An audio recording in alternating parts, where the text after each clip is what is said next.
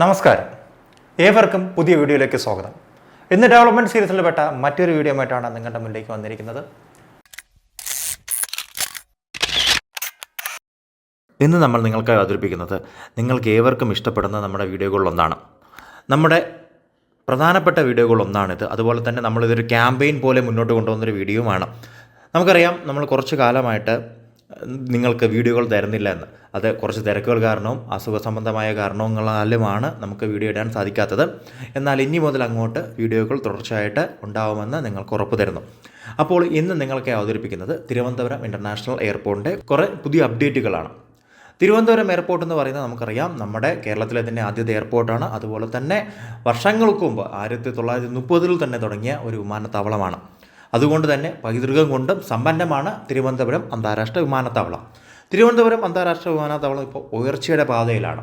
ഉയർച്ചയുടെ പാതയിലെന്ന് പറയുമ്പോൾ നിങ്ങൾക്കറിയാം, നമ്മുടെ തിരുവനന്തപുരം എയർപോർട്ടിൽ വളരെയധികം പ്രശ്നങ്ങളുണ്ടായിട്ടുണ്ട്. വളരെയധികം സർവീസുകൾ നമ്മുടെ കയ്യിൽ നിന്ന് പോയിട്ടുണ്ട്. ഇവിടുത്തെ അടിസ്ഥാന സൗകര്യങ്ങളിലൊരു കുറവ് വന്നിട്ടുണ്ടായിരുന്നു. അതെല്ലാം ഇപ്പോൾ മാറിക്കൊണ്ടിരിക്കുകയാണ്. അതിന് അദാനിക്കൊരു ബിഗ് സല്യൂട്ട് തന്നെ നൽകണം. കാരണം അദാനി വന്നതിന് ശേഷം ഡ്രാസ്റ്റിക് ആയിട്ടുള്ള മാറ്റങ്ങളാണ് ഇവിടെ വരുന്നത്.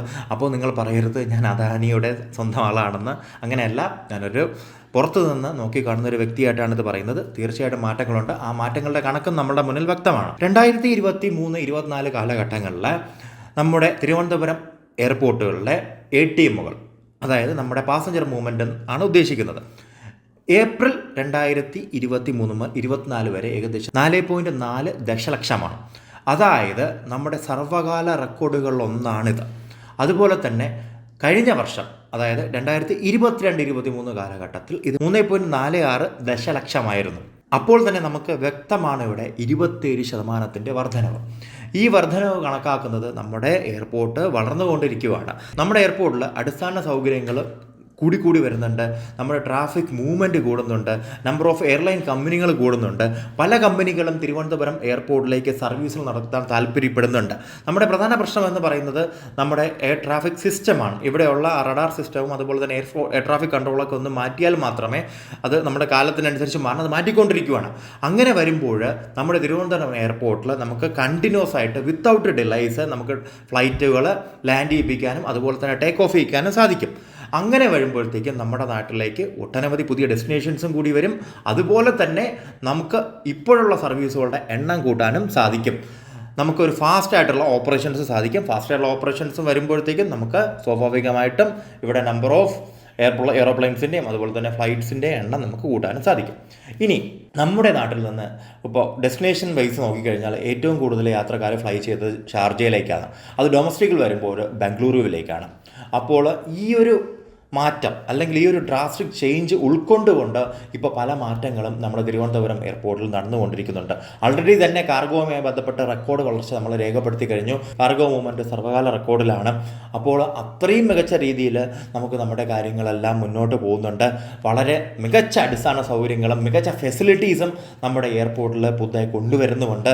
നല്ല നല്ല ഡ്യൂട്ടി ഫ്രീ ഷോപ്സ്, അതുപോലെ തന്നെ അതർ ഷോപ്സ് ആയിരുന്നാലും നല്ല വെറൈറ്റി ഓഫ് ഷോപ്സ്, പലർക്കും നല്ല രീതിയിൽ ഷോപ്പ് ചെയ്ത് ഇവിടെ പുറത്തോട്ട് പോകുന്നവർക്കും അതുപോലെ തന്നെ വരുന്നവർക്കും എല്ലാവർക്കും ഉപകാരപ്പെടുന്ന രീതിയിലുള്ള വളരെ മികച്ച ഒരു ഷോപ്പിംഗ് അറീനയും ഇപ്പോൾ വന്നുകൊണ്ടിരിക്കുന്നുണ്ട്.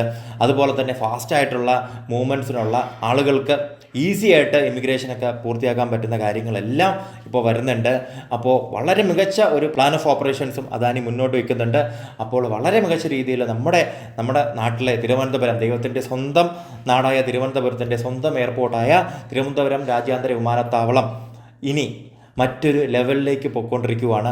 അതിന് നമ്മളുടെ എല്ലാവരുടെയും കൂട്ടായ ഒരു പ്രയത്നം ഇവിടെ ആവശ്യമുണ്ട്. ജനപ്രതിനിധികൾ അവരുടെ കാര്യം ചെയ്യട്ടെ, അദാനി അവരുടെ കാര്യം. എല്ലാവരും അവരവർക്ക് കൊടുത്തിരിക്കുന്ന കാര്യങ്ങൾ കൃത്യമായിട്ട് ചെയ്യുകയാണെങ്കിൽ നമുക്ക് എയർപോർട്ടിനെ വീണ്ടും ഉന്നതിയിലെത്തിക്കാനായിട്ട് സാധിക്കും. ഇന്ത്യയിലെ മികച്ച എയർപോർട്ടിൻ്റെ പട്ടികയിൽ ടോപ്പ് 5 നമുക്ക് എത്തിക്കാനായിട്ട് സാധിക്കണം. അതായിരിക്കണം നമ്മുടെ ഗോളെന്ന് പറയുന്നത്. ഇനിയും പുതിയ എയർലൈൻസുകൾ ഇങ്ങോട്ട് പ്രതീക്ഷിക്കുന്നു. അതുപോലെ തന്നെ എല്ലാവരും തിരുവനന്തപുരം എയർപോർട്ടിലൂടെ സന്തോഷപൂർവ്വം യാത്ര ചെയ്യുക. മറ്റൊരു വീഡിയോയിൽ മറ്റൊരു വിഷയമായി വരുന്നവരെ ഞാൻ ഷിബു സാലിഹ എന്നോടൊപ്പം പ്രണസ്റ്റാച്ച് നിർത്തുന്നു. നമസ്കാരം. Keep watching Chris Kerala.